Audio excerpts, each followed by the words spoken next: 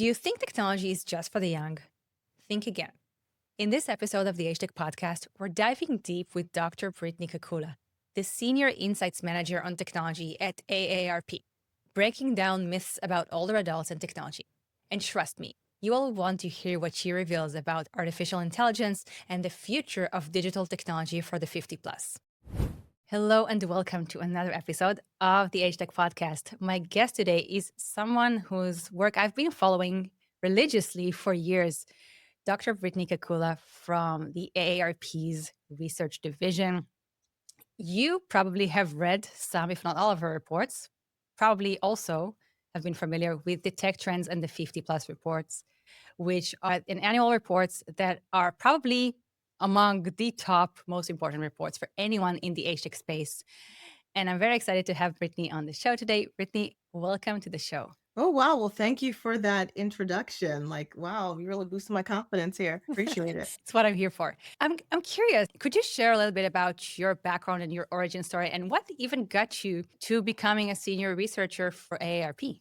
Sure. So, my background is in social psychology, and I've always just loved the study of people. Like, I'm one of those people who, could go to the mall and just sit and watch people and come up with these like stories about what are they doing and, what are they looking at and, all that stuff. So, I've always been interested in people and understanding them.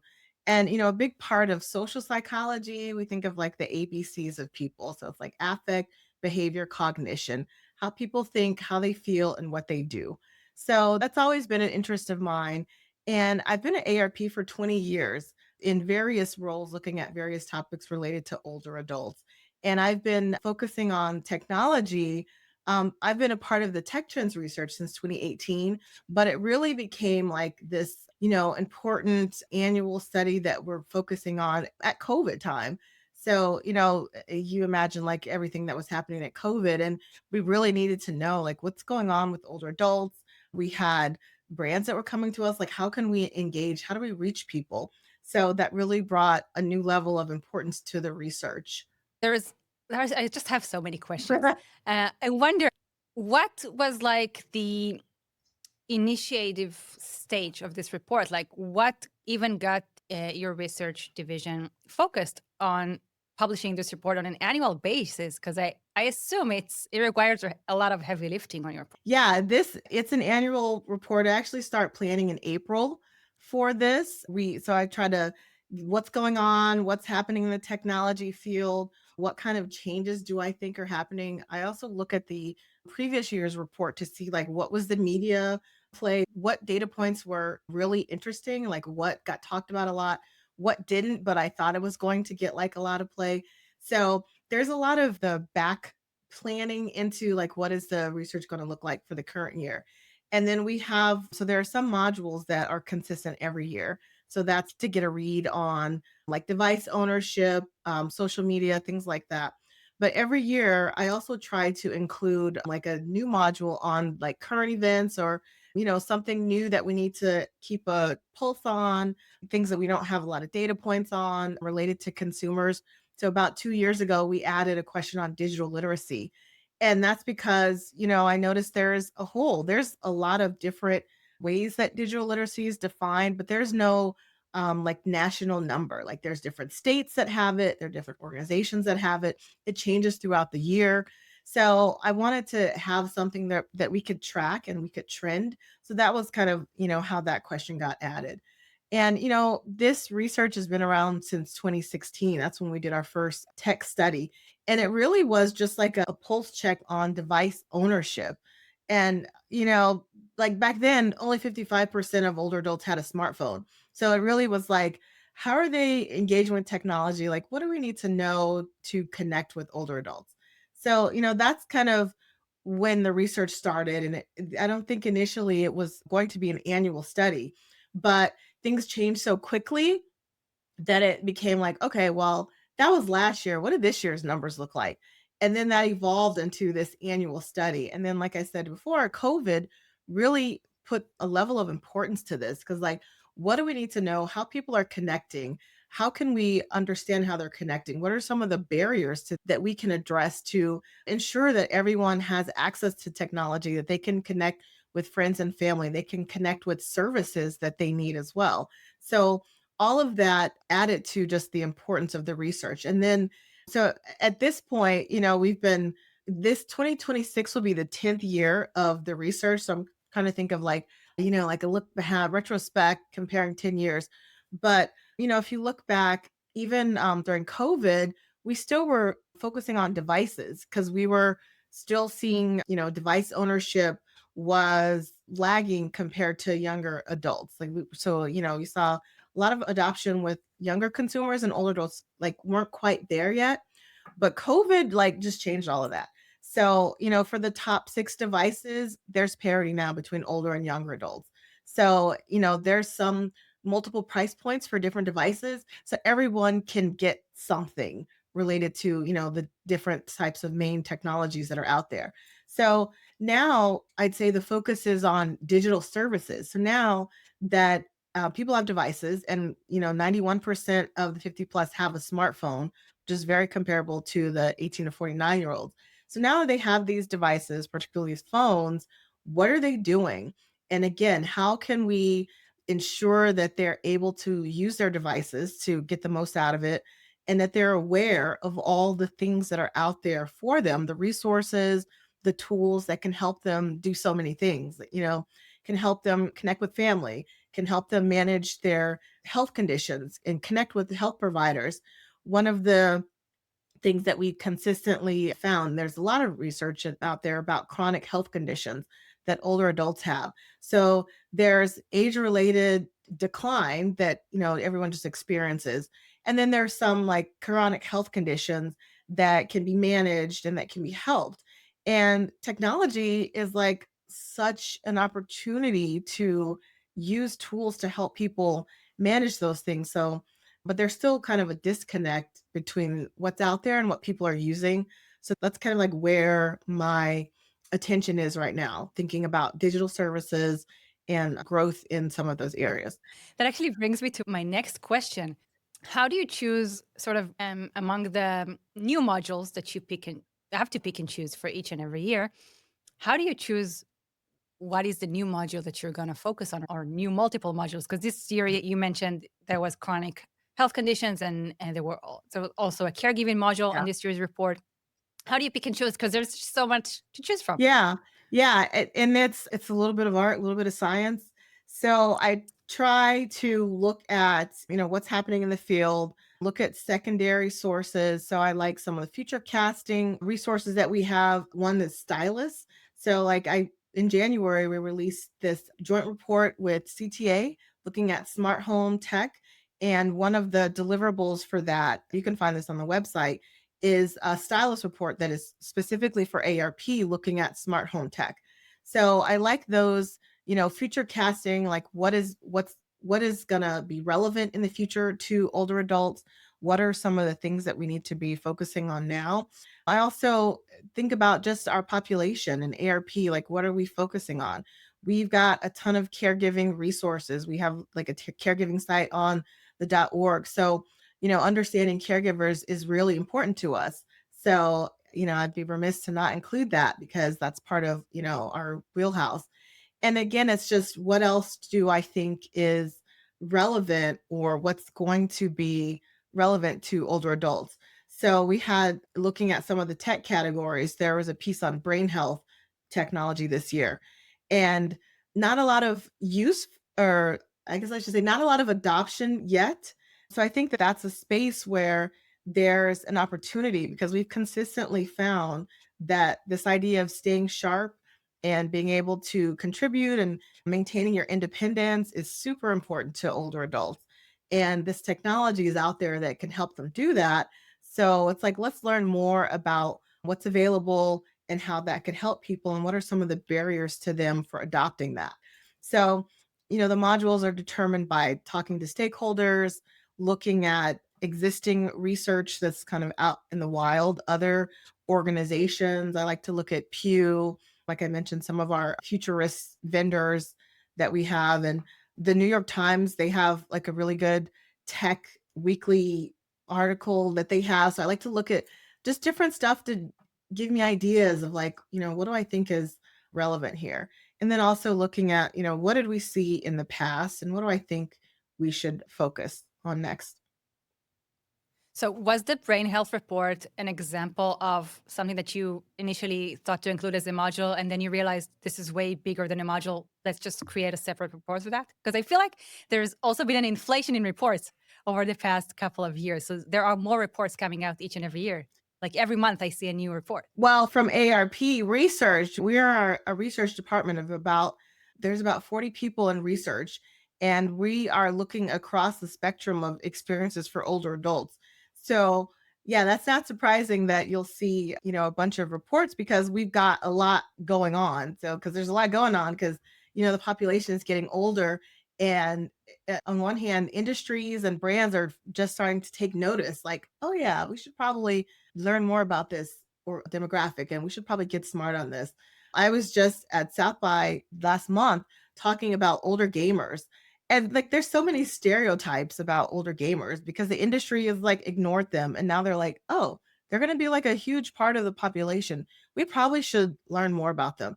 So, I think it's the same way in research is, while you'll see a proliferation of more reports coming out now because there's more of an interest there and it's a larger segment of the population. So for the brain health, it's not a separate report. It was a module that was added in the tech trends. And again, it's just, I think that there's value there and it's something that we could focus on more. And it's hard to, boiling down the ocean because there's only so much space in the tech trends. I can't put everything in there. The categories that I focused on this year, in some of my talks, it's like, yeah, you could come up with like 20 different and tech categories that we could research on, but it's really what I think is where we should be focusing attention. So, yeah, it's just, what I think that is relevant. When you go and find people to respond to the survey, how do you find the right survey respondent to respond to any of the surveys? So we partner with lots of vendors. The vendor that we partner with for tech trends is NORC, which is part of the university. So, and the goal for the tech trends is to be representative of the United States, representative of our population. So we spend a lot of time. That's why I said I start planning in April. Another piece of that is the sampling. So we want to make sure that we are representing people by age, by region, by gender, all these things, multicultural, to ensure that, we're representing the United States and we're representing older adults so that those opinions that we get in the survey are reliable. That this is, if you asked a random person on the street, what they tell you would be pretty consistent to what we found in the research. Like that's the goal, that it's representative. So the vendors that we work with, that's the goal, is finding those people to ensure that they're going to talk to the research. So, and there's a process with recruiting, the way that people are recruited into our panels, and then ensuring that it's a real person, because one issue that in research now is professional survey takers and bots. So there are a lot of checks and balances that we include in our research to ensure that it's a real person. So sometimes in the middle of a survey, there's a question that says, type this word in, or there's a question that says, select the opposite scale. Just things that are security checks to make sure that it's a real person, not a bot who's just, going through filling in questions. That makes total sense. Has anyone ever floated the idea of, hey, we got 38 million members. Let's just email everyone to respond to this set of questions? Well, I mean, that wouldn't be good research because one, just because you've got 38 million, it's like, is that the relevant people you want to talk to? Like the point of survey research is making sure that the group that you're talking to is relevant enough that it could be, it's reliable, that it could be any person that you're talking to on the street. So just because you have a large sample doesn't necessarily mean that sample is going to be who we want to talk to or relevant to the topic. We've in the research, there are consistently, about 10 to 12% of older adults who like don't want to be involved with technology. They don't want to be online. So, if we're talking to people about different topics, we want to make sure that one, they're going to have something to say because it's something that they want to talk about. and that they can form their opinions about it. So, no, I don't think we would send a survey out to our 38 million members to get their opinion on something. We want to, one, the resources involved in that would be just like, it'd be super expensive because who's got the money for that? And then, just, yeah, larger size doesn't necessarily mean that's going to be good research. Absolutely. Sometimes in your reports you break down the answers to the question according to like more age segments than just a 50 plus. Sometimes you segment by gender. Sometimes it's like whether someone lives in the city or in the country. Yeah. How do you decide how to break down, and how do you even decide if you need to further segment respondents to specific questions? Yeah, that's a good question. It really depends. I think part of it is intuition, like what is going to be interesting here, what is important to know where there are differences. So sometimes it doesn't matter because, everyone feels the same way and, you've got like people who use technology to connect with friends and family. Like we've consistently found that's in the 70s range. Regardless of how you cut that, people still see that connection there, they're using it, there's a value. But other things, it really depends on where people are at in their life stage, their life journey, what their experience is. So that impacts, deciding if it's important to know this number by gender or not. So, looking at some of the digital services, like I'm working on smaller cuts of the report because, again, there's so much in the main report, can't put everything in there. So, I also do some topical spotlights that come out as well, which is, again, like you're saying, focusing on some of those cuts of specific demographics. And, gender is one of them in the digital services, the way that men and women use some digital services differs. And that's something that's important to know. So, for example, women use it more for social connection, they're using it more for communication, for entertainment. Men are using it for, things you expect, sports, but also things like music and news. So, these are important differences to know, particularly if you're, a brand or an industry that's looking at ways to connect with consumers, because it's important not to assume that all consumers are going to be the same. Like, whatever group you're talking to, don't assume it's like a homogenous group. So there's always these intersections of life journey and identity to consider. And that's part of like why some of the data points are cut by different characteristics.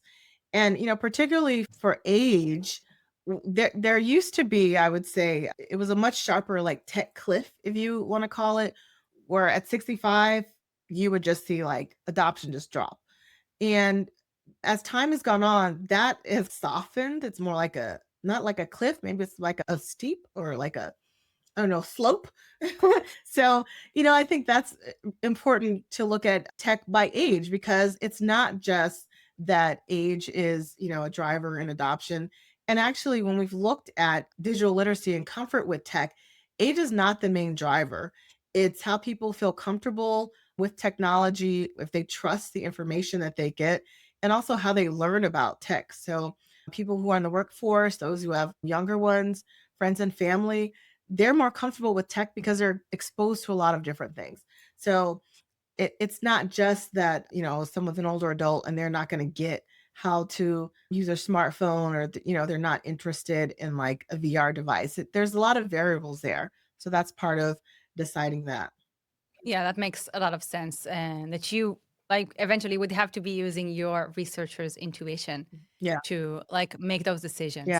I wonder, what are some of the insights that you have or some of the intuitive things that you know are true but don't make it to the reports because they're out of scope or they're not statistically significant? Well, that's a good question. I think not so much what I know is true. I think because the tech trends is so large, like we can't go deep. So there's a lot of like the tech categories. I was able to include, a couple of types of different tech, but not the spectrum. Like in the CTA report that we worked on, we asked about 40 different types of home safety technology. So definitely there's no space for that in in the tech trends. So one, more types of tech I think would be interesting. Also, the mobility tech, I feel like there's such an opportunity there for older adults for adoption. I heard a podcast recently that electric bikes were actually started for older adults, like this idea that they could still, ride around and they could participate, but it's not as taxing on the body. But the ones who adopted it were the younger consumers. So then that's kind of the way that the technology, the field just like, pivoted to younger consumers. But I feel like there's just such an opportunity in the mobility tech, and I don't have the bandwidth to go deep into that into tech trends because the interest is not quite there to make the case for giving it a lot of space. But there's definitely an opportunity there. It's like there's way more beyond electric cars, but that's like all that you hear about when we're talking about mobility tech. I was at CES and I saw some of those like exoskeleton, the pants and the arms that, people can use so it could stop your hand from shaking when you're lifting, when you're eating.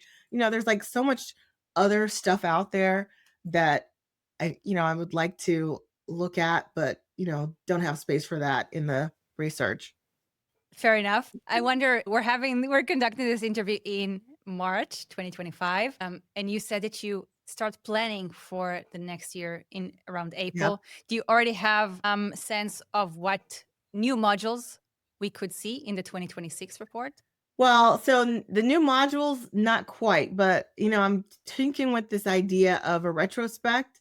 So I want to do a 2016 to 2026 comparison on some of the devices that we asked about back then. And, even just like in 10 years, how much things have changed. You know, I was looking back, it's like 2016, what did Netflix have? They had 6,000 videos. That's it for streaming, and now there's like 20 platforms out there that you can stream content on. Like, just imagine how, fast the world has changed in 10 years. So I think that'll be interesting to do a retrospect on where older adults were 10 years ago with technology and where they are now. And then, so that's the first part. Then from there, I really think it depends on how much space do I have left for additional new modules. I mean, definitely keeping the digital literacy piece in there because it's interesting to trend that. I want to see if we're going to see changes in that. We also have a question in there that's related to people, older adults feeling like technology is designed with them in mind. So this age-friendly design piece. And like I said, at CES, I feel like we're seeing more of this age tech focus. There's more of, industries that are waking up and they're like, oh, you know what? There's this huge older adult population and they're going to get older and they probably want to use technology. How could we make this like useful for them? So there's a lot there. So that will be trended as well. I definitely want to keep that in. And then the AI, so that was new last year, added a couple of AI questions. This year, I expanded it a little bit to include benefits. So last year was just like, have you used it? What do you think about it? This year, it was, have you used it? What do you think about it? Do you see the benefits in it? And, I was really happy to see that usage had doubled among the 50 plus. So it went from 9% to 18%. But was interesting, the people who had used it had much more significantly higher positive perspectives of AI. So part of that is like, is it an exposure issue? If people are just exposed to it more and they use it more, then they'll start to see some of the benefits of it, the value in it. I think an issue with the AI adoption right now is the use cases are pretty much on the consumer to figure out. So, it's not like, yes, here you can do this with AI. Here's something that'll really help you. It's like, here's this tool, find a way to make it useful for you. And that typically like does not work, particularly for older adults who see technology as a tool. So it's like they want it to do something. They have the goal in mind and the tech should help that. It shouldn't be like tech for tech's sake, which is a difference between older and younger adults because younger adults are willing to just play with it. They see technology as part of their identity and, they'll try to figure it out and they'll get the new phone just because it's new and they want to see what they can do with it. We don't necessarily see that type of perspective with older adults. So I think, yeah, well, I think there'll be some AI in there. the digital literacy, the 10-year retrospect on devices and attitudes, and the rest I'm not sure. So, Well, I would personally love to read about all of that. I'm super curious about the retrospective and the AI part because I also feel like for consumers using AI, the jury is still out on like the ROI. yeah, So that's why I love that all of the LLMs have like a free to try yeah. option so people can play with it and not necessarily have to pay $20 a month. Because I would like, as a consumer, I would probably not even pay that. But for work, it is incredibly useful. Yeah. So, And I think that's um, part of the adoption. The smart home tech is one of the categories that has the most adoption. In the report, 62% are using some type of smart home technology. And I think that's because the breadth of products that are available, but also the price points. So you can find a camera for $20 or you can find one for $200, but you can start really small to try some of this new technology that's out there. And some of the other tech options, I think, it's a steep learning curve in terms of like cost or, installation into the home or, figure out the use case. So I think that as the field becomes more robust and there are these like different ways to use AI and incorporate it and you have these different price points, I think that we will see more adoption. And I'm actually working on an AI study now, so that will be coming probably in June-ish because the fielding is done. But that's looking at AI from a jobs to be done perspective because it does seem like my hypothesis is that the brands are making it too much of a use case for the consumer to figure out. But if we could think about it as like a job to be done, here's what I need to be done. Here's where I'm struggling with. It would be really great if there was a solution for this, that the AI is positioned as a tool. It's, like a hammer. Then I think we could see greater adoption there. And I think we also might see less of those attitudes related to, fear or not seeing the benefits of it or all the negativity. Because I think when people see the usefulness of it, then that kind of abates some of the negativity. So that's what I'm working on now. So that you'll, see that coming this year before the tech trends. it's a scoop. Yeah. Thank you for sharing that. We don't usually get scoops on this podcast, but I can't wait. I can't wait to read this report. Definitely subscribe to our newsletter to receive a notification because we always make our subscribers know when new reports from the AARP come out. Oh, nice. Of course. And I wonder, out of your experience so far, and out of your researcher's intuition, do you have any advice for startups or for any aspiring entrepreneurs in the audience just starting out? They want to serve older adults, but they're not quite sure what they want to build yet. What do you think they should focus on? Well, I think there's two things. One, if they're focusing on the audience, make sure that they are talking to the audience. So, age-friendly design involves having older consumers in all phases of the product design. I serve as a mentor for students in a product program, so Cornell University Asian Accessibility Track. And it amazes me how students have gone through this whole phase of a product that they think is going to work for older adults without having talked to any of them. I think this will be great for my mom, or, this is what my aunt needs, but haven't actually like talked to about some of the specifics of the product. And then they're at this end phase and they're like, oh, what do we do? And I'm like, well, have you talked to them? Because this image seems kind of ageist. And, the language here seems like this is not really reflective of the population. And, the way that you've got your scroll, like infinity scroll. So, you know, part of that is like, if that's who you're trying to target, to make sure that they're in all aspects of the life cycle.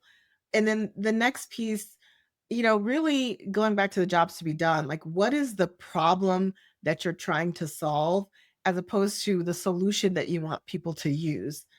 I think that's, it's important to think about it from that perspective because, you know, often there's like, oh, this is going to be, it's a great idea. This is really going to, do so much with the solution focus, but maybe that's not really addressing the main problem that consumers are having. So you're still going to miss the mark on what it is that you're designing. And again, you haven't included those people up front into the design phase. So you're still missing out on getting those insights. And now you're at the end and it's like, oh, well, this is not really going the way that I thought it would. So I think that's the biggest thing. And last year we released an app developers guide. So just a primer on developing an app for older consumers. And I think that the takeaways from that, it's not just about an app. I think it's relevant for any type of product, really. One, include them in all aspects of the product design and then design to their strengths. So, just because someone is an older consumer, don't assume that, they're not going to use your product or that they can't use their product. They might use it differently. So, things like that. It's like you have to start with the consumer in mind. Absolutely. Is there a general rule of thumb that you give these students in terms of how many people they should be interviewing when they're developing their product? So I think it really depends on what the product is. Typically for like qualitative, I would say under 10, but when you start to hear the same responses from people, then you've kind of like saturated your insights, I would say. And then it's like, okay, you either act on that or go deeper or you pivot. So, and then how intense the product design phase is and the product, I think also impacts how many people you want to talk to. So, and also what phase you're in. But in general, probably start with 10. I think 10 is good. And then from there, is everyone saying the same thing? Then let's pivot. But if you talk to 10 people and you're getting 10 different responses to, the conversation, then you need to exponentially start adding more. That is fantastic advice that you give to students. Yes, I'm sure that they gain a lot from having you as a mentor. Oh, yeah. Thanks. I hope so. So that was actually my last question. Is there anything that we didn't talk about that you would like to add? Any call to action to people watching or listening to us? I think the biggest call to action is to stop and take a moment and reflect on any assumptions. Part of a big part of my work is really just myth busting because there's still a lot of stereotypes about older adults and how they use technology, how they're consuming information, how they learn. So, any assumptions that brands have when it comes to who the consumer is, like take a step back and try to confirm those or even disaffirm, but start from there. Like, don't just assume that you know who your consumer is without having talked to them. And don't think that all the assumptions that you've made are correct and seek to verify them and include a diverse number of respondents and life experiences in the project as well. Because again, it's not like all 50 plus are the same. Everyone's on their different journey. Are they a grandparent? Are they a caregiver? Are they returning back to the workforce? Like there's all these things, experiences that people have that impacts their life, their tech needs, their experience with others, how they connect and engage. So it's like, seeking to understand the full person. At South by, one of my panelists, he said what gaming is missing is this idea of seeing the gamer as a human. So not just, someone to play the game that you can monetize, but see them as a human. And I think the same for, brands as they're designing an age tech product or anything in general. Like what's the human in this? Not just like someone you want to consume or to use or to purchase your product, but where's the human at? Absolutely sound advice. And I think we also have our title for this episode, interviewing the MythBuster, Dr. Brittne Kakulla. Love it. I'm going to run this by the AI and see what the AI thinks about Okay. the title. So, Brittne, thank you so much for joining me on the show today and sharing from your experience and your insight. It was an absolute pleasure to finally meet you and have this chat. Thank you. Thank you so much. This is my second podcast. This was a great interview. I really appreciate you asking me so many questions to make me really think about the research and what is it that I like about it and what I'm looking forward to. Because sometimes it's easy to just go. Thank you. Thank you so much. And I'm glad you had a good time. If you enjoyed this conversation, you would definitely want to check out my interview with Richard Caro, who founded the Longevity Explorers. I'll put the link right here. Until next time. Stay humble, stay curious,